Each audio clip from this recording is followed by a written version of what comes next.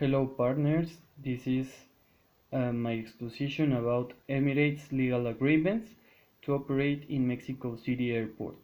My name is Fernando Perez Toledo. The rule for this exposition will be that at the end of the exposition, 5 members of the audience will have the option to answer one question. If the answer is correct, the winner will have a snack as a reward for their interest. This part was expected to be included for you to give the rules of this presentation as motivate to have the interest in the subject. Aeronautical authorities. The ICAO is the International Civil Airport Organization that was founded in 1944. Is the maximum international authority that provides the security and operational standards to promote both aviation development and customer satisfaction.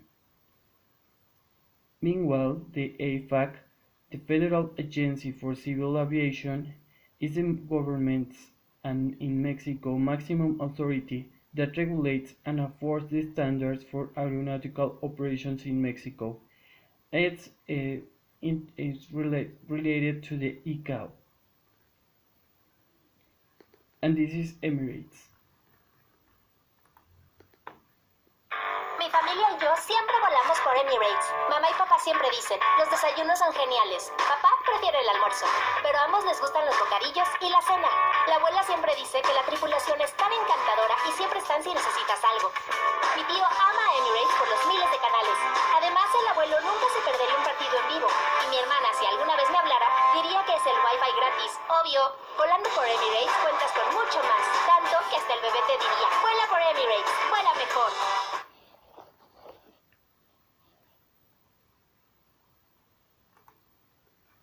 As you can see, Emirates has an offer in Mexico City, and their service includes the service of economy class, business class, and first class in their flights from Mexico City to Barcelona and finally Dubai.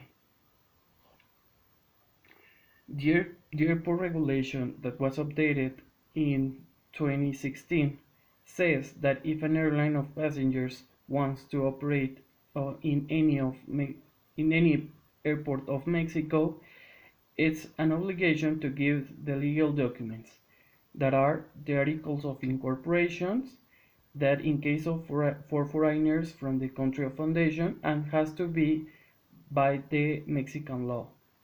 The power of attorney that also if there's from another country has to be in Mexican laws. The tax ID that proves that this airline will have to pay the taxes in the Mexican country. And the flight operation that has to be the approval from the AFAC that as I said, it has to have the security and the normativity standards for operation. This is the legal documents that Emirates proved. As you can see, we have the article of incorporation here that proves that this airline has on the Mexican laws. This is the power of attorney that proves that the person that will sign all the agreements has the power of attorney in Mexican laws. This is the tax ID. As you can see, is the regime of foreigners in Mexico. And the permission and frequency allowed by AFAC that gives the frequency of the flight and the airline that will have to be in the to operate the route. What kind of services does Emirates need? The first one is the airport services. That is about the airport of use of runways, platforms, visual aids, the lighting, the passenger and cargo terminal, and the mechanical boarding. That is the minimum necessary to operate in a flight. But also we have to need, the Emirates need the complementary services. That includes the ground handling, the fuel supply to the aircraft, the provisioning, the cargo storage and the common storage, the maintenance and repair of the aircraft, the baggage carry from the check-in desk to the airport, the internal cleaning, the check-in staff, the water recharge and discharge, the in-cabin food supply, the check-in desk, and if needed, a hangar. The Aeroportuary Service Agreement says that it said in the airport law that these agreements will have these information. That is the day of the flight, the time that the aircraft enrollment from the runway to the position of boarding, the airport acronym and the airline acronym, the number of passengers.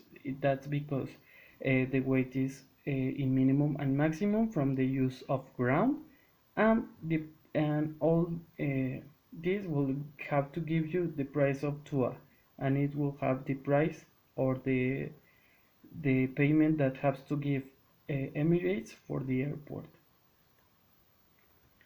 Meanwhile, the complementary service agreement says that Emirates is going to choose a certified suppliers that will be necessary.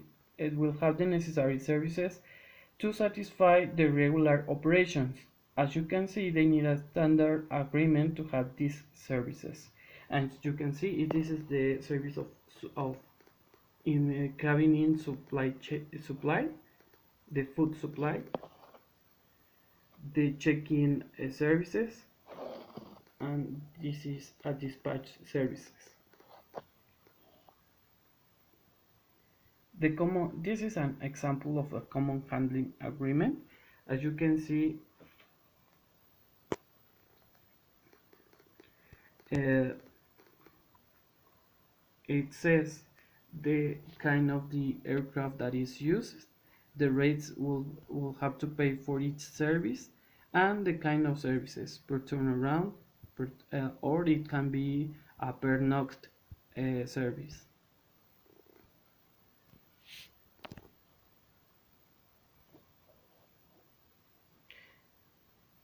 So at the end, as we can see, the Emirates operations are more complex than can we believe.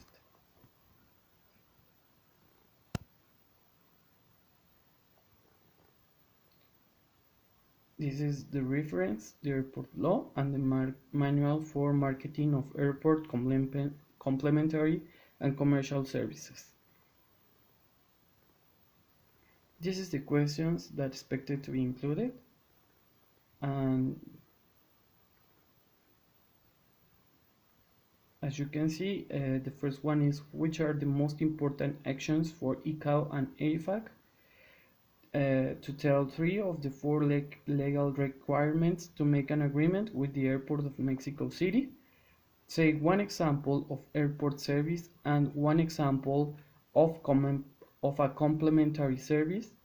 In an airport agreement, we need information to quantify the price of the TUA. Which ones are the most are important? Tell the city where Emirates flight makes a stop over. And that's for all in my exposition. Thank you so much.